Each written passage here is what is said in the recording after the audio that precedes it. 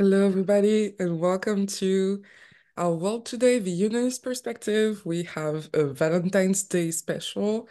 Happy Valentine's Day to everybody.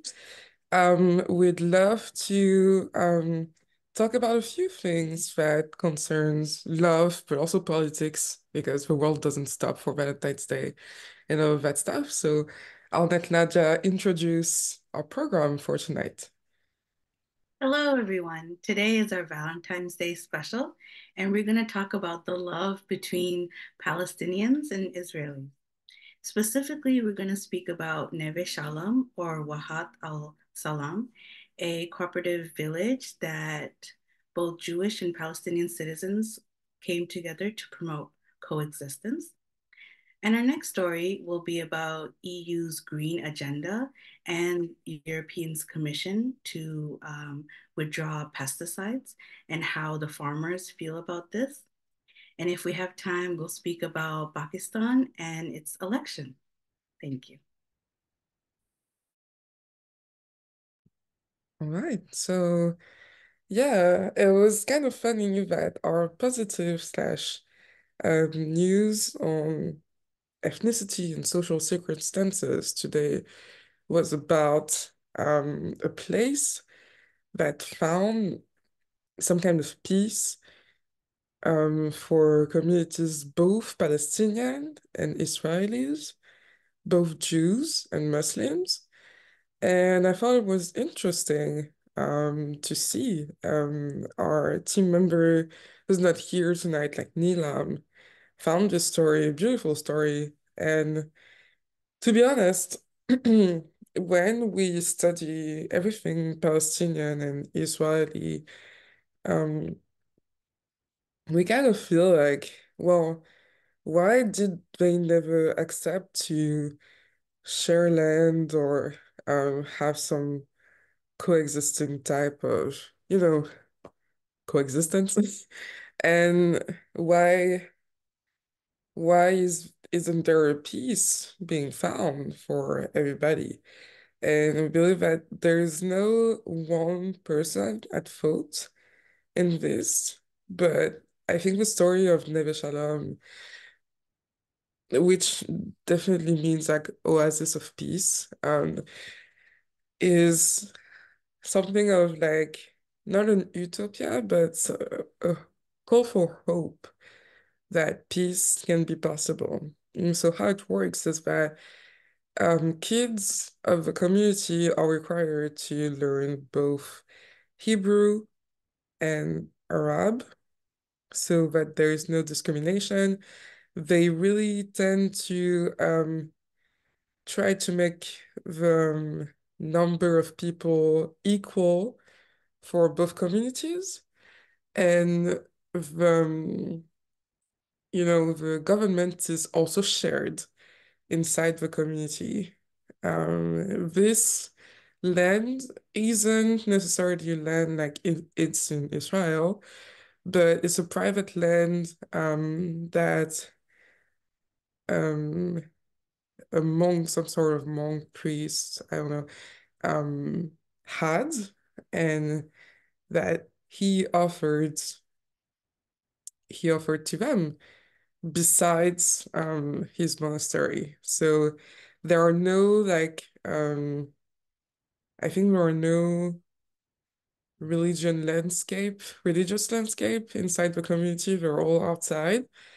So there are no like call for destruction or there are no call for dominance of one religion over the other. And I find this pretty cool that someone that was Christian gave this to both Palestinians and Israelis, whether they were Christian or Muslim or Jews and things like that, which is like a lot more peaceful towards the reality of what Israel actually is. Like it's just like several communities in one than trying to separate it in two. But yeah, we gotta take into account like everything that people say about this, but it definitely raises the question, like, is this the solution? Like, is this the peace?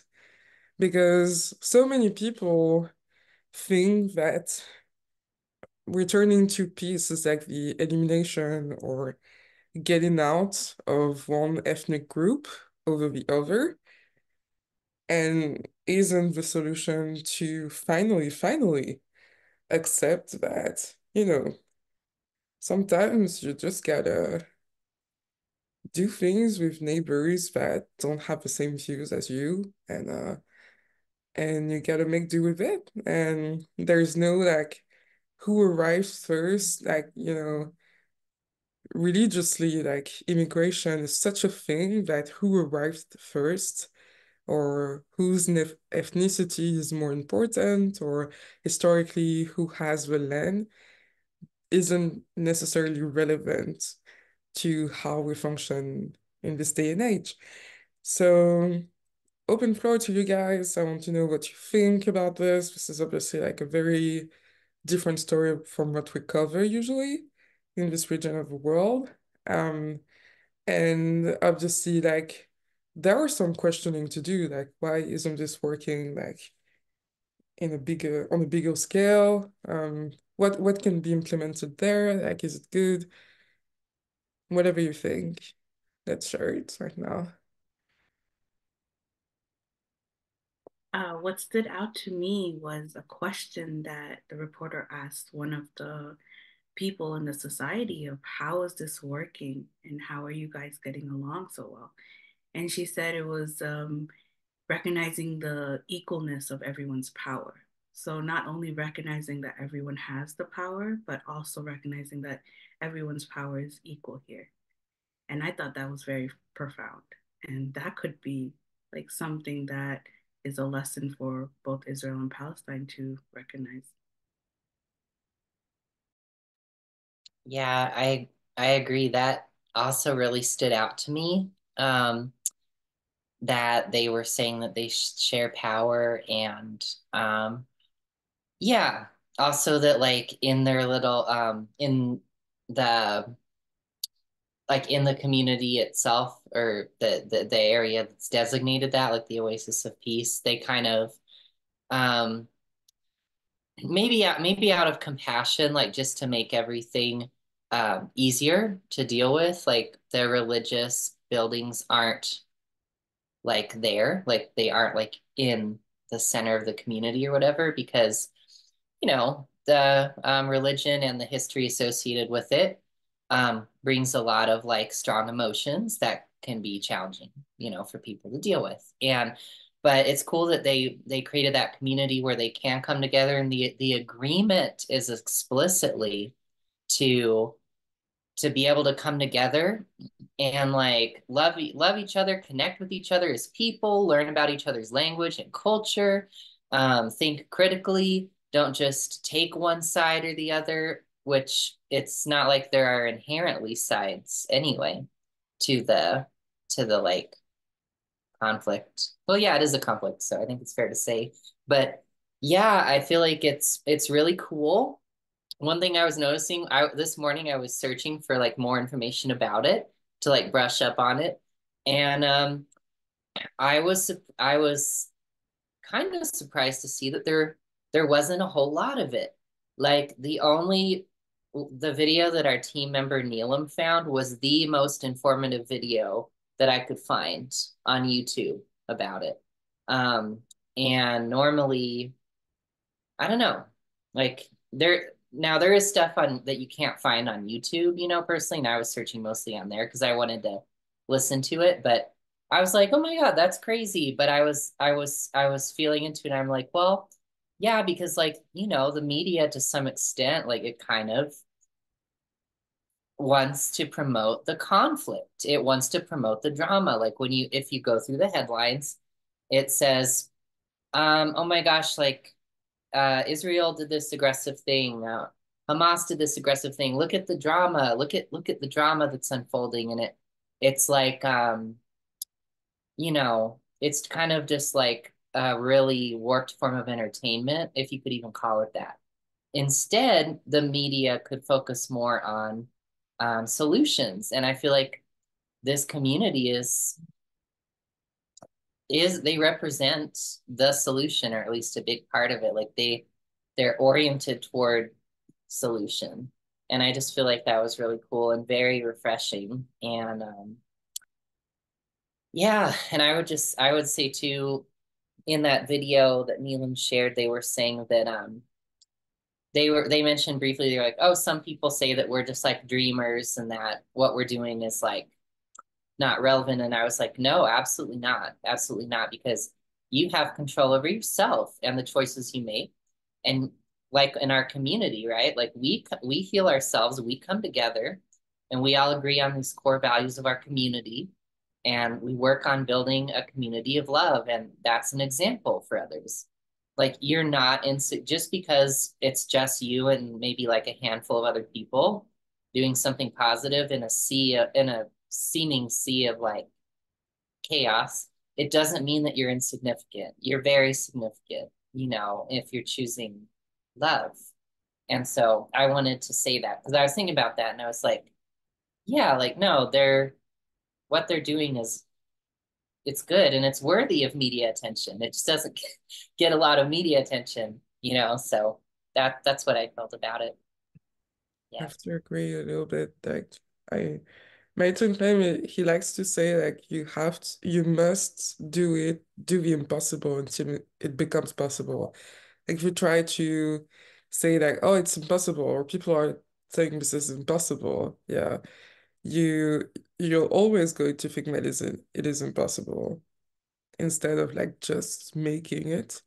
And I agree, like I think we discussed this, but I found this very upsetting that below the calls for peace at the beginning of this side of the conflict, there were the typical never-ending interviews of like two Israeli settlers tried to set their land over the border, or one Palestinian did this in an Israeli city. It's like, trying to focus on drama where maybe most people or even communities like that would be able to thrive if they actually had the support and the choice of peace of other people with them.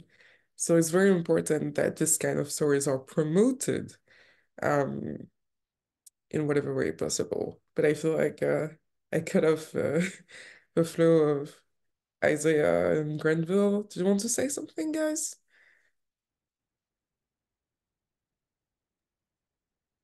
So I have a little bit of a counter view to all of you. So yes, the coexistence is positive and a great celebration, but I also feel like there's an element of sacrifice to them coexisting. So they are sacrificing components of their religious belief in the fact that the places where they would go to worship are not included in their immediate lifestyle, which is a challenge for me. So it's like almost like this balance, this almost this trade-off energy. Like in order to have your peace, you have to let go of something that may be a very intrinsic part of you. It may, and so I love that there's peace. I love that there's coexistence. I'm not so enamored by the fact that they have to sacrifice something that may be quite important to them in their lives. I'll have to agree because when Sage was speaking, I wanted to mention that sometimes in Israel or in Palestine, when there's attack in religious institutions, Christians and Jews and Muslims come together to protect that religious institution, regardless if it's a mosque, a synagogue. So just seeing that, like, other religions come together to protect a building of religion or worship is beautiful. And it can be done in a very peaceful way. It doesn't have to be that they're protecting in a sense of attack, but they're protecting someone's right to worship however they wish to.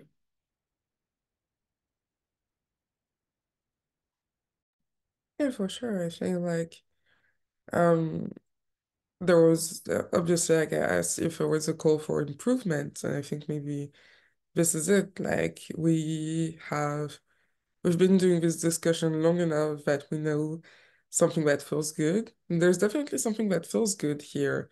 But like we gotta be realistic to the fact that um there is still the searching of a full solution. Because like you know, if other parts of the country or countries don't apply this solution, it must be that either there's still healing to be done or they're making a different choice, or that there needs to be improvement, or maybe both. And that's totally okay, like to say like, hey, we have the beginning of something that feels good. And I think Neve Shalom is definitely an answer to like, oh, finally, like, something that makes sense. Not something that is, you know, people are like, oh my gosh, the other people, the other group is the enemy, the alien, the outsider. And I don't agree with them. Like, I think their response to like, hey, we have the right to feel like everyone is human and everyone has power and everyone is equal and things like that. And so, yeah, a lot of communities, especially like religious communities, communities that try to have enough peace or things like that, around a belief, are very closed at first.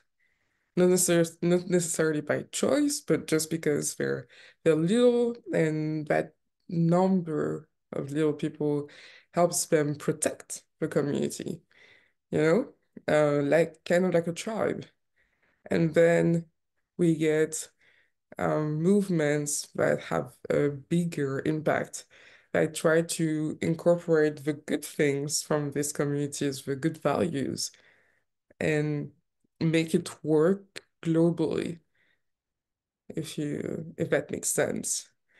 So we're just like, feels like just a study of the components that would work globally. And I mean, it's still not bad to recognize that Neve Shalom definitely has some answers that other people's don't. And yeah, yeah, just that. Yeah, and I also wanted to mention that like the society itself has a wait list.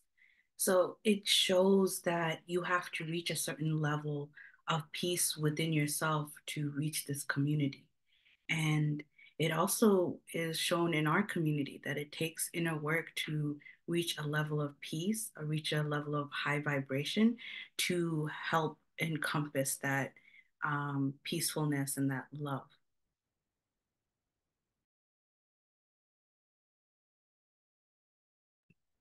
We also have to consider that maybe this is a community where, and I've seen more and more of that stuff, maybe not so much, but I've seen a lot of people that are like, hey, I'm Hebrew, I come from a Jewish culture, but I'm not necessarily a Jewish practitioner, a religious practitioner, or like I'm Palestinian, but I'm not Muslim, you know?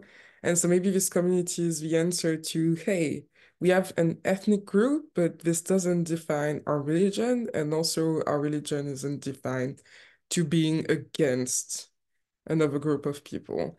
So it seems like the community has a very precise intent that culturally we can't necessarily fully understand because we don't live in Israel or Palestine, but yeah, yeah, that's just what I wanted to say. So yeah, it still feels good to talk about something so refreshing, I would say, amidst the complex. Yeah, agreed. I also feel like there's almost a sense that the removal of what is typically religious imagery removes the animosity or religious zealotism that generally leads to conflicts. So while I'm not advocating for the removal of religion in any way, shape, or form, I am saying that there might be a lesson in looking at how they reintroduce religious structures into their society that will enable the peace more or augment it more so that it's kind of more embedded. So, you kind of remove the component that creates the zealotism and slowly reintroduce it in a more peaceful manner that's more acceptable to everybody.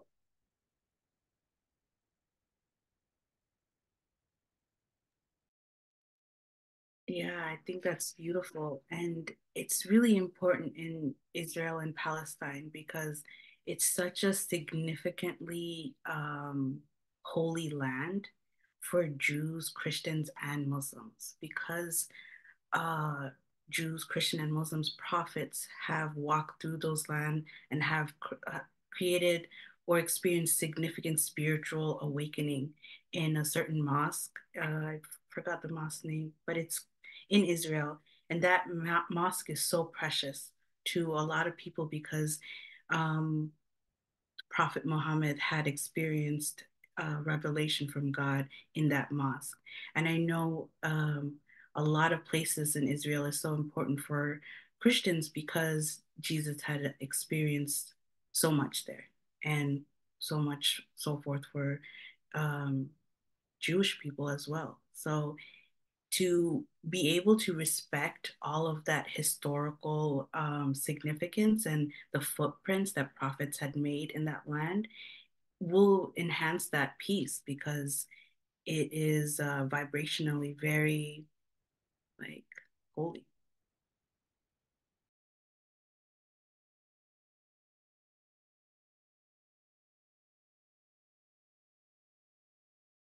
Yeah, I appreciated what you said, Granville, too, about them like in that community making that choice to like have religion like technically outside the borders of the community. It feels kind of like, yeah, like ultimately you shouldn't have to sacrifice that aspect. And I don't know because I don't know the specifics of the situation there and the history and everything like that. Like maybe that, like you were suggesting, maybe that was the best, most compassionate choice to kind of like be like, okay, this is a space where we're not going to have all of that religious like symbolism, just to kind of like compassionately put that aside for now so we can focus on other things, but ultimately maybe we'll integrate it back in to the shared life in this community. So I don't know, but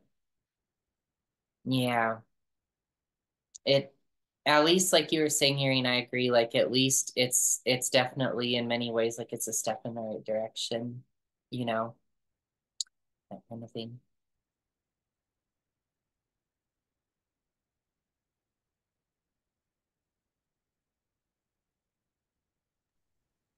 Yeah, all right. Well, it's good to talk about that, I feel.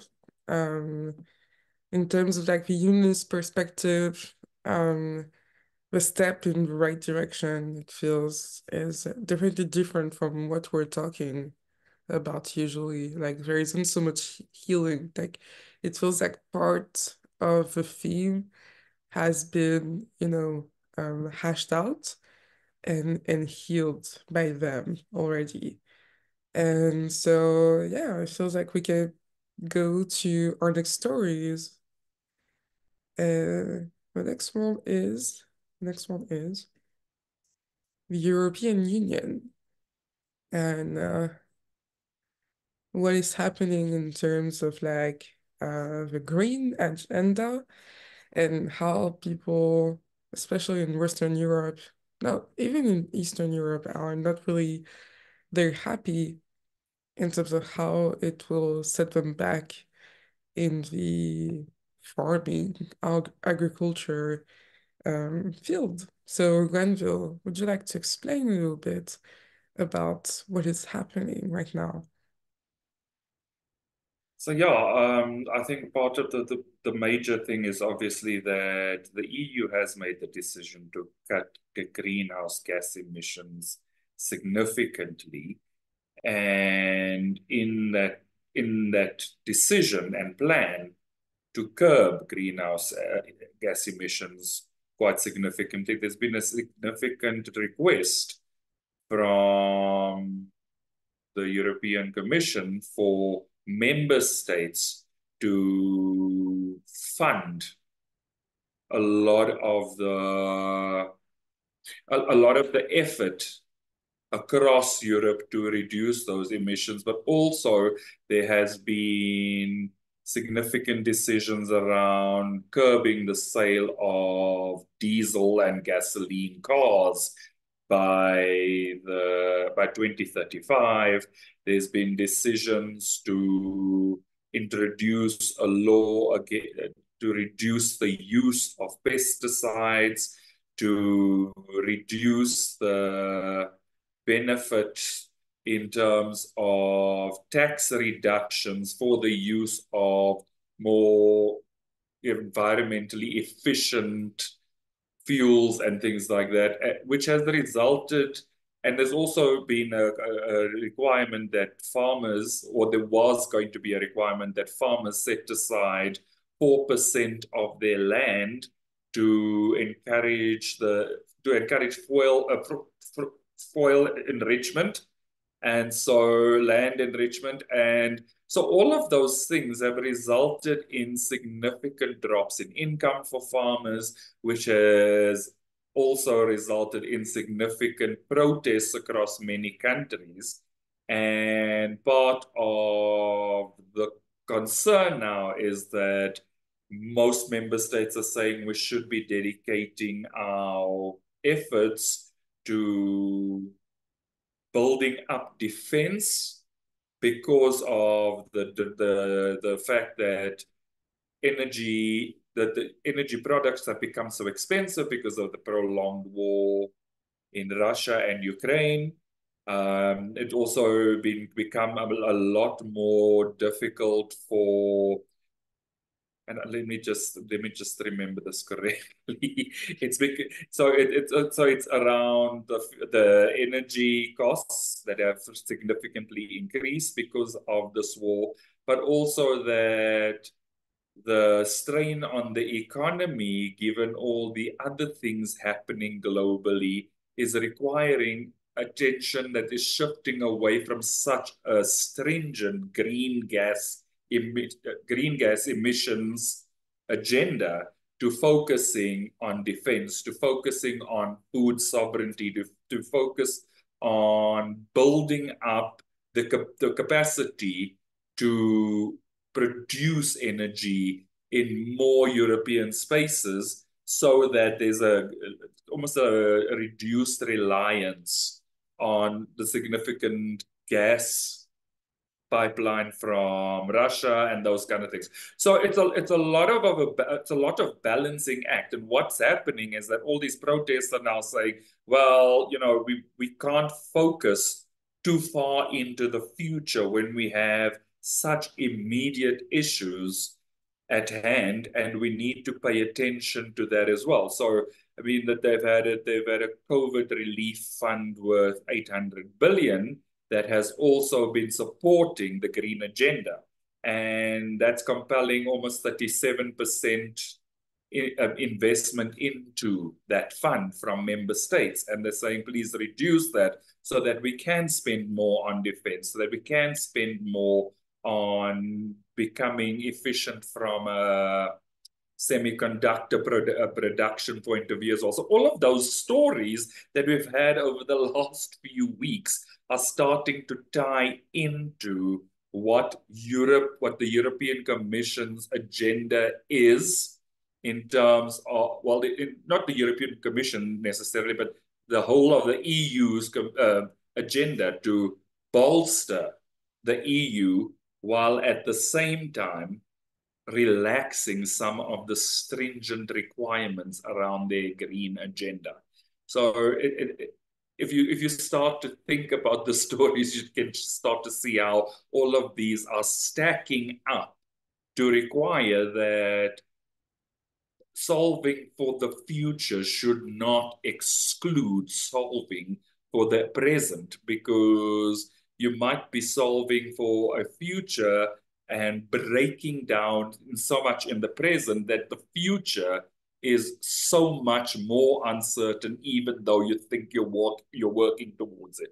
So that's kind of been my take on it. So yeah, I will squiz over the story just to see if I've missed out anything while we're chatting. But yeah, that's the big component of it. So it's quite a significant green agenda, but it's required significant and stringent measures across many countries in Europe.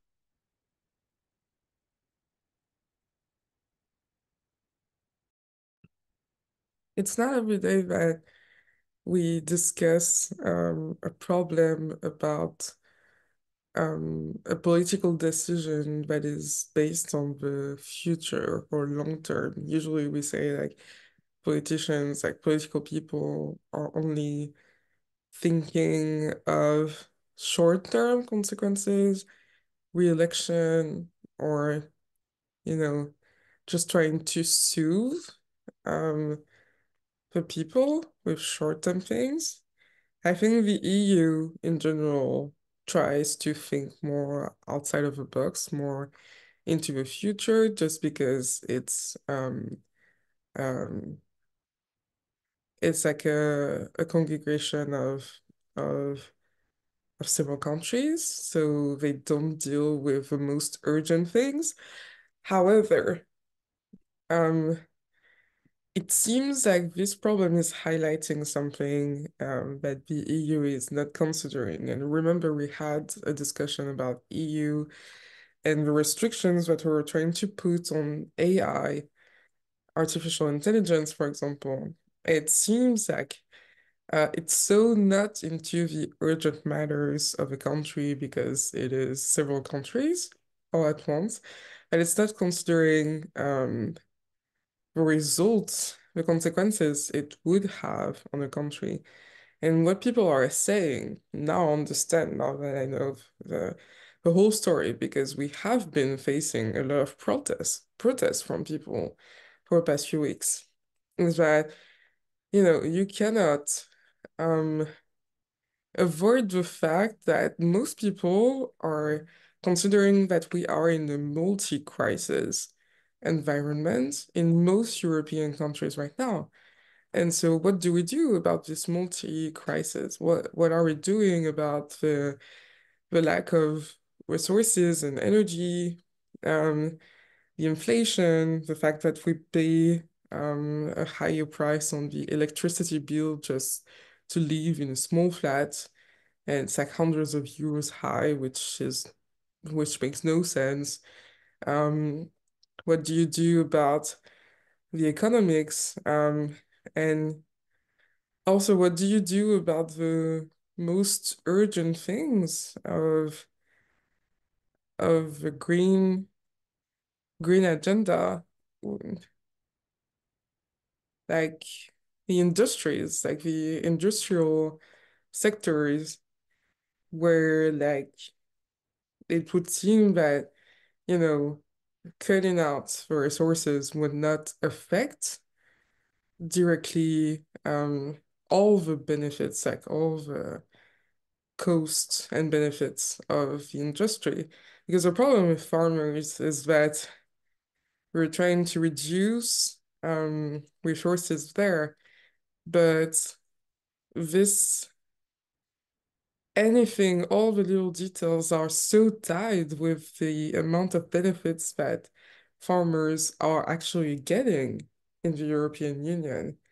Like the smallest pesticide, because they're not allowed a lot of pesticides, but like one pesticide, for example, or like the amount of cows that they can own or things like that. Like, of course, we're polluting, but they're also like the heart of the economy. So what are we doing to make that a smooth transition? Like, are we changing the nature of the agriculture so that it agrees more with the climates? Because we now know that the microclimates and the types of agricultures are not always adapted in all the regions. So are we redoing the map of agriculture so that it can fit something that is better for the environment and better for everybody? Are we changing our habits of consumptions? Because like it's basically saying to the farmers like produce less, and then what do? Like we already have a crisis on most foods. And I don't know, it seems like there was something that was well thought out by the EU, but there's also something there are a lot of like concerns, and I think people are highlighting things that are very important to take into account. And I think maybe the EU is not taking into account because they don't know the daily lives of some of these people. And I might be wrong, and it's not black and white, obviously, but what are we doing about the farmers that are already struggling to make a living that we're going to put into some type of difficult situation? So yeah, that's a question, really. Yeah, isn't this regulation what caused the farmers to protest to a point where they brought manures to government buildings and dumped the manures on the government buildings and dumped them on the streets and everything because of such uproar? Isn't What is this manures? cow dung?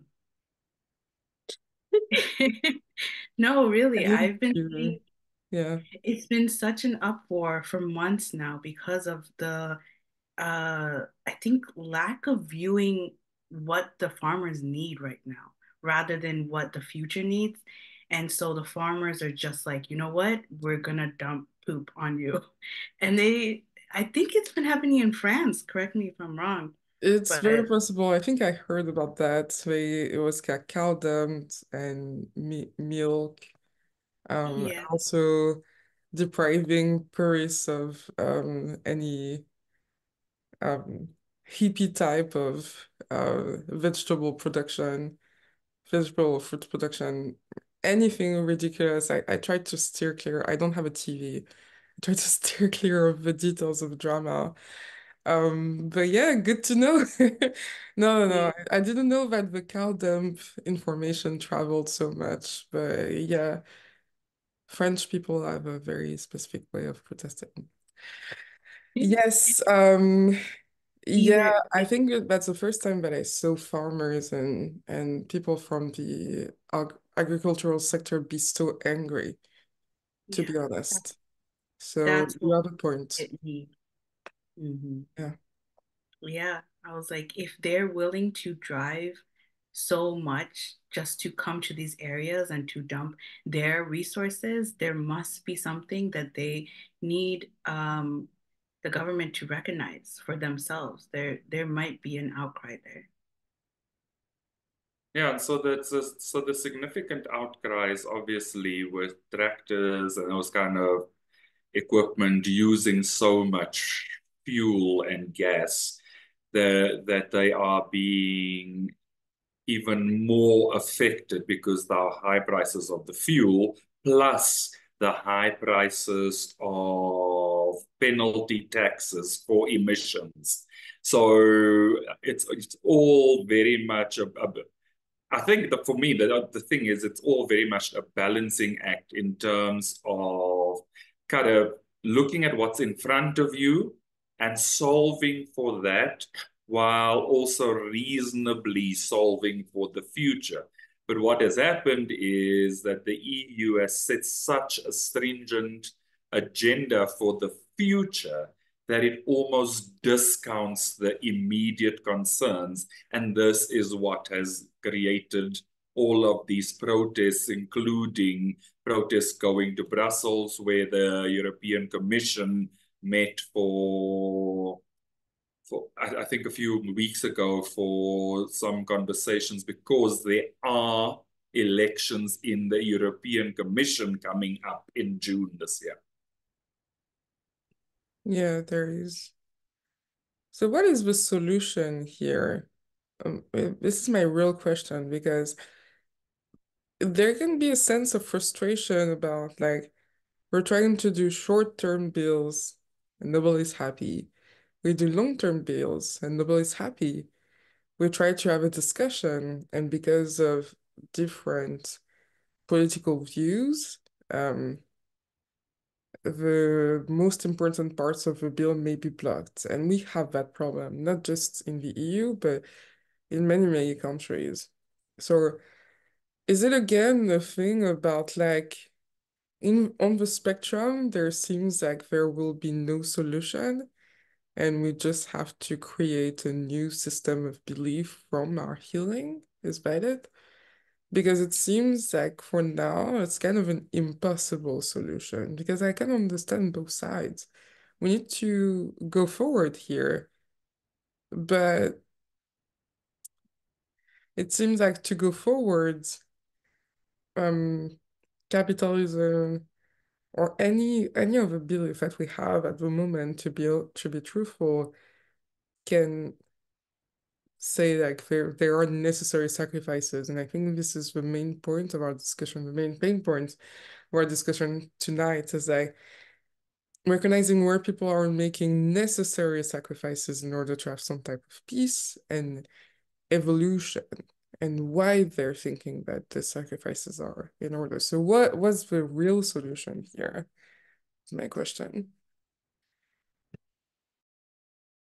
Well, I feel like if the EU makes like regulations and stuff, but adapting to the regulations would put a big burden on like farmers, then they should probably also plan to like support those farmers, you know, more in implementing the new regulations. Because it sounds like what happened was they were just like, here are these regulations, like you adapt to them, you know, and then the farmers are like, yeah, but like our vehicles use a ton of gas and we're being taxed for all the emissions of our vehicles. So like, are we going to get like electric tractors, or like what's going to happen with this? And it feels like they just weren't thinking about it or something, or they were like leaving it to them to kind of figure it out, or who knows what it was. But it feels like if they're gonna make those regulations like at a this big government level, they should probably support them, because that they're like interdependent, you know, with the agriculture sector. It's not like the agriculture sector is just its own little bubble. Like it's supportive, you know, to Europe. Like Europe's businesses are supportive to Europe, you know, generally. So I feel like that would be what you do. And the opposite end of the spectrum is like being like, if farmers want to like go more green, then they do, and if they don't, then they don't. And it's like whatever catches on more with consumers and becomes more prevalent in the industry. And that's more like the mentality we have a lot in the US. It's like a lot of like green stuff is like privately, it's like spearheaded by like private companies, or it's like local or state level, but federal, it's like so difficult to like do anything, you know, because nobody agrees. And I'm like impressed and like kind of just really curious how the EU can even like pass all of these things that like affect like multiple countries, you know, and be like, oh yeah, we're adopting this. And I'm just like, how do you guys do that? Like, you're making agreements between countries. We can't even make agreements between like a bunch of states, you know, in the US about these things. So I just thought that was cool. And I think it's normal for them to have disagreements about it or oversights, and then they say, hey, you missed this part, and they're like, okay, cool, thank you, or whatever the response might be. Yeah. It's more complicated than that. We have a culture of wanting to have something, a system of protection for several countries and moving as one together. But there is also a pattern of not following through completely. The thing with in terms of law, if we do a little bit of law and things like that, regulations are things that are adopted by some sort of federal government or like federacy of countries, and then it's up to the country to apply it on their own. So the reason why the EU is not going deeper into being very precise is because countries will not accept it if they are too precise, and then it's to the country to apply it to their own cultural themes. And sometimes it's not really applied. And that's the thing, like there are some mishaps and there are some gaps on what was promised. And so it's kind of been always like that. The EU kind of works, but also in some ways kind of doesn't work. And there's also something about like, yeah, the countries would not like vote for it if it's too precise, but also the citizens are in need of more confirmation that the EU is actually legit, and they're in need of confirmation that this is going to be precise and this is going to be adopted, and maybe that's a reason for a protest. So there's kind of this little gap to heal, but there's definitely a cultural desire to just be united and just have something that works for everybody. And that's not the culture is not as individualistic as it is in the US, but it's also like very difficult to be an entrepreneur and have a business, for example, because it's you're not really like that helped here.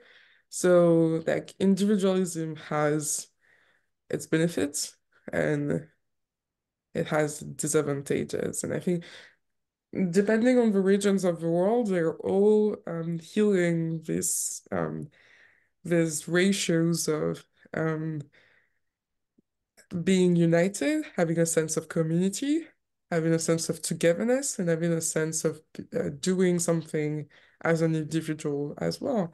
And it's just that the US and the EU don't have the same levels of these things, and so it translates into something that is very different. It's the last, yeah, yeah, that's just it. So something else that stood out is obviously the concern that where the US is going to be incentivizing a switch to more energy efficient means, the EU is almost penalizing to ensure that people kind of deter from it. So punishment as opposed to, like it's like versus carrot versus stick. And so a concern is that if the punishment methodology or the punitive methodology continues in the EU, there's a concern that companies will rather go and invest in places like the US and China that are looking to incentivize those shifts as opposed to increasing taxes in a punitive measure to deter people from having such a high carbon footprint.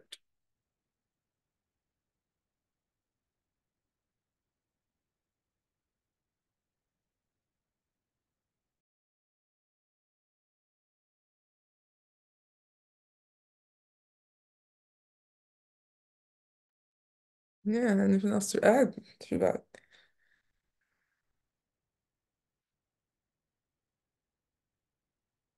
No, nothing. Yeah. Yeah. So let's go to the last um, story for the night.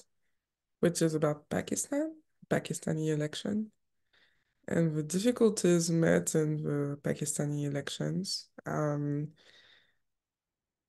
So, Sage, do you want to explain what is going on with that? Yeah. So basically, like in Pakistan, there were the elections and everything, and they have that kind of system where you have like a ton of different parties, and people can vote for any of those parties, and then the results come in, and the party gets a certain number of seats. Each party gets a certain number of seats, and then they like form a government, and like someone from like the one of the winning parties, basically, that gets to form a coalition government, gets to become the prime minister. And then the parties that aren't included in the coalition government get to be the opposition. And so that's how that works. And I just felt like including that because it confuses people in the US a lot. Like they're like, I thought there's just two parties in every country, that kind of thing. But here it's kind of like this stuff happened where so Imran Khan was the previous prime minister, and he kind of like used to be favored by the Pakistani military, and they're often the people who kind of like basically determine how things go in Pakistan. And he was the favorite of the military. He ran afoul of them, and then he was accused of some corruption and fraud type of stuff. And then he was jailed, and he's in jail now. His party was banned for some reason. And so, but a lot of people who were aligned with him, who were allied with him, ran as independents, and they ended up winning anyway. They weren't permitted to have to campaign publicly, like out in the streets. They weren't allowed to have rallies. Apparently, that is like a common way to campaign in Pakistan. But they adapted. They used a lot of online campaigning, and it was apparently really effective. And they also went door to door a lot too. And they created these like AI generated images of Imran Khan saying things. Videos. They used AI generated video of Imran Khan to get out their messaging. And it was really ingenious, because yeah, it gets around that problem of Imran Khan being in jail and their party being banned. So they won like, I think independents won like 100 seats in the Pakistani like parliament. 90 of those people were like aligned with Imran Khan, but they they were saying there was like voter fraud and that they should have won more. But now like a couple parties that are more supported by the Pakistani military are like forming a government now. Like it's been determined that they're going to be forming a government, and there's all these protests saying like the vote was rigged, it wasn't fair. And yeah, so I was like, that's really interesting. And someone was commentating like in all the like videos I was watching and stuff. They were saying like Pakistan has some major challenges right now, and it would be nice if they had political stability and had like a really strong government to weather these challenges, like with climate change, for example, and other things. And they may not have that because this government might not have that sense of legitimacy, with people kind of feeling like they got cheated there. So yeah, but that's all I know. And if you guys have any more details about it or more insights about Pakistan's situation, I would really appreciate that because it was like super new to me. I don't know how much we've talked about Pakistan here. So yeah.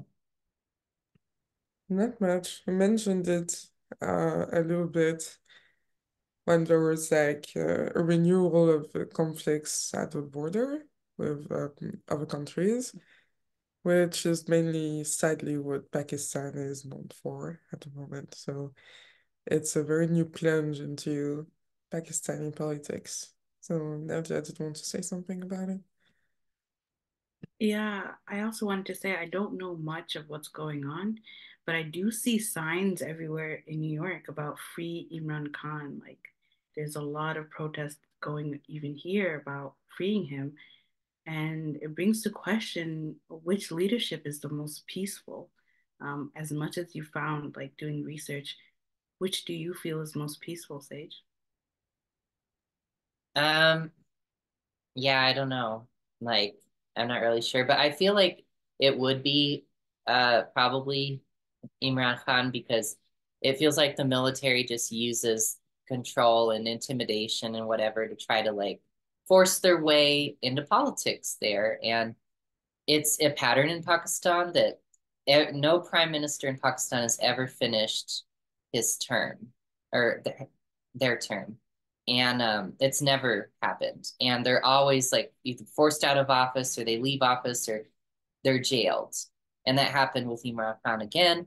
And the discussion is kind of like, well, Pakistan's one of the youngest countries in the world. Like they have so many young people growing in population who are becoming really dissatisfied with that. Like they don't want the military to push their government around like that.